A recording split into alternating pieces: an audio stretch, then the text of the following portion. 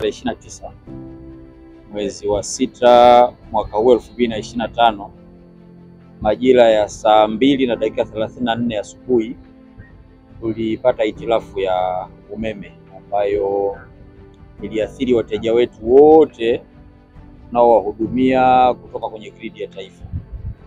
Na kuanzia saa 4:16 polepole umeme ulianza kurejea kwa baadhi ya maeneo, lakini kufikia saa 6:30 maeneo yote ambayo tunayahudumia umeme umerejea. Kwa hiyo tunaomba sana radhi wateja wetu kwa kilichotokea.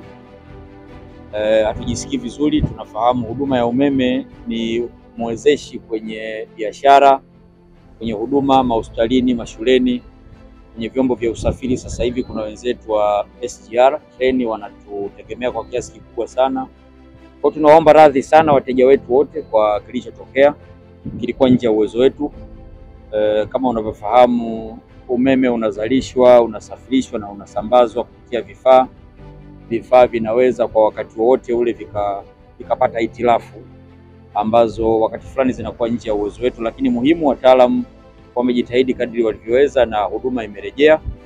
Kila jambo linapotokea linasababisha pia funzo. Kwa hiyo kupitia jambo hili bado tunafanya tathmini ya kujielekeza vizuri ili changamoto kama hizi zinapotoka tuweze kuwa na namna mbadala kama zipo za kuweza kureact mapema ili kupunguza muda wa umeme kukosekana kwa wateja wetu.